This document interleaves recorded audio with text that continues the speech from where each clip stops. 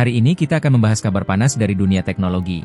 Startup AI asal Cina, DeepSeek, baru saja meluncurkan model terbaru mereka, DeepSeek V31.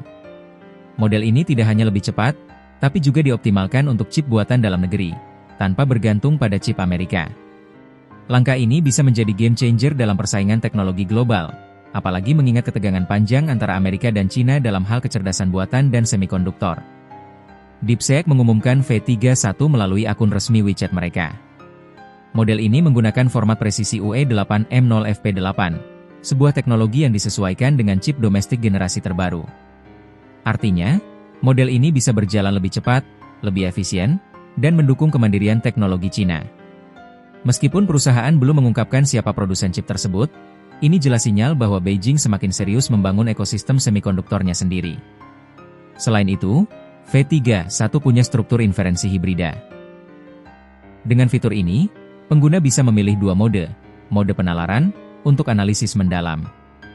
Mode non-penalaran, untuk penggunaan ringan dan cepat. Bahkan ada tombol khusus bernama Deep Thinking di aplikasi dan platform web resmi mereka. Langkah DeepSeek ini tidak bisa dilepaskan dari perang dagang teknologi Amerika-Cina.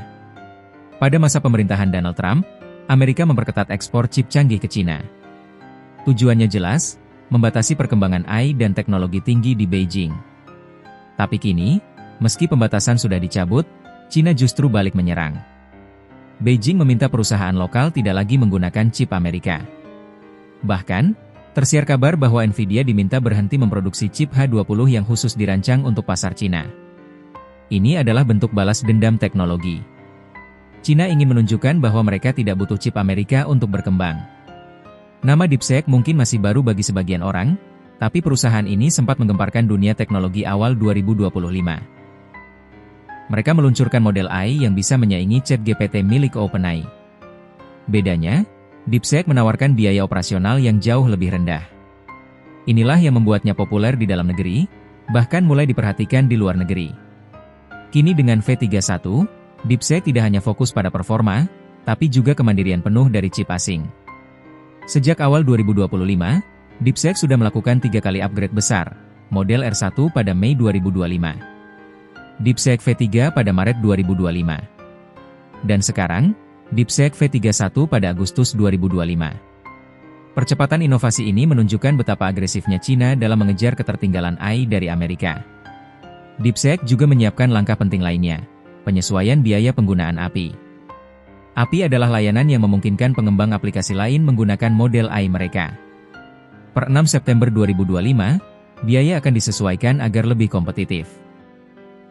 Artinya, DeepSeek tidak hanya membangun AI untuk dirinya sendiri, tapi juga menyediakan infrastruktur AI nasional yang bisa dipakai startup, perusahaan, bahkan institusi pemerintahan. Ini mirip strategi OpenAI atau Google, tapi dengan cita rasa nasionalisme teknologi. Dengan langkah ini, ada beberapa implikasi besar. Bagi Cina, ini memperkuat ekosistem semikonduktor dan AI dalam negeri. Bagi Amerika, meski mereka mencabut pembatasan chip, langkah Cina bisa jadi pukulan balik yang menyakitkan. Bagi dunia, pasar AI semakin kompetitif, dengan pilihan tidak hanya ChatGPT atau Gemini, tapi juga DeepSeek. Apalagi, hubungan geopolitik ini makin berpengaruh pada teknologi. Siapa yang menguasai AI, bisa menguasai ekonomi digital global. DeepSeek V31 bukan sekadar upgrade teknis. Ini adalah pesan politik bahwa Cina bisa berdiri sendiri. Setelah bertahun-tahun ditekan lewat sanksi teknologi, kini Beijing membalikkan keadaan. Mereka tidak hanya mandiri, tapi juga berpotensi melampaui Amerika di bidang AI dan semikonduktor. Pertanyaannya sekarang, apakah DeepSeek benar-benar bisa menyaingi raksasa AI Barat dalam jangka panjang? Atau ini hanya hype sementara yang sulit dipertahankan? Yang jelas, satu hal sudah terbukti, Cina tidak lagi jadi penonton dalam revolusi AI global.